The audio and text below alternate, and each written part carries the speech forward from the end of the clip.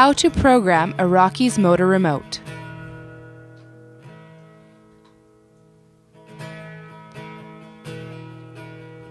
Rockies 3-inch motor kit comes with a programmable remote with 2 sets of buttons.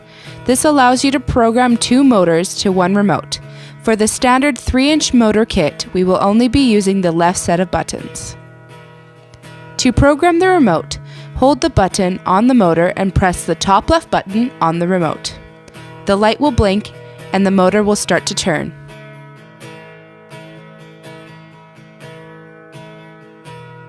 To stop the motor, press either of the left buttons. To reverse direction, press the bottom left button. Using the remote allows you to stop and start the reel while you are putting the cover on and off. This is especially useful if you have a ladder or stair cutouts that need to be adjusted as the reel turns. If the remote ever stops communicating with the motor, simply redo the programming steps. For more information on our 3-inch motor kit and other exciting new Rockies products, visit www.rockies.ca.